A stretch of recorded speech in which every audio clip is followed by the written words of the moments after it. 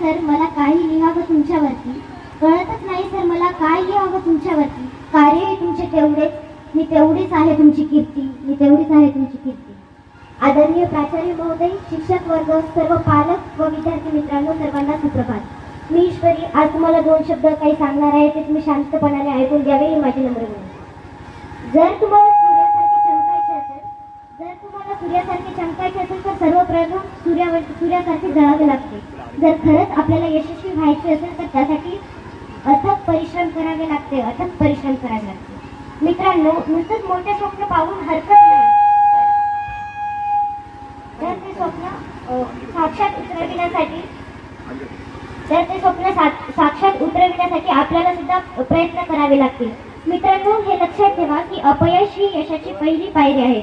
मित्रांनो, अपयश हे प्रत्येकाला येतच असतं, त्याला सामोरं जावं लागतं व यशाची पायरी गाठण्याचा प्रयत्न करावा लागतो.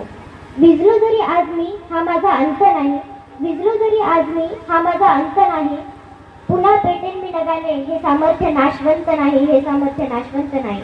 छाटले जरी पंख माझे पुन्हा उडेन मी, छाटले जरी पंख माझे पुन्हा उडेन मी, अडवू शकेल मजला अजून अशी भिंत नाही, अजून अशी भिंत नाही. मित्रांनो, आपल्यासाठी काहीही असंभव नसतं, पण आपण स्वतःच त्या गोष्टीला असंभव करून घेतो.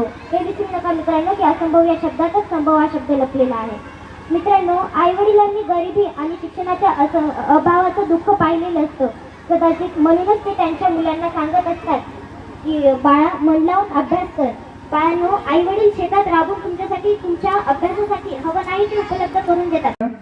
यानंतर सात्विक पंचम.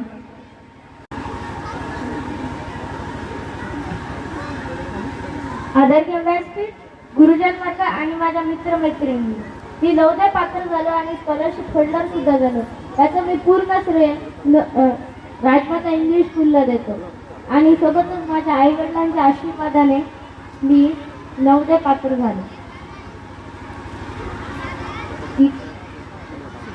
थँक्यू राऊत सर, माझं गणित परफेक्ट करण्यासाठी आणि त्यांनी आम्हाला 9th पात्र ठरवण्यासाठी खूप मेहनत घेतली.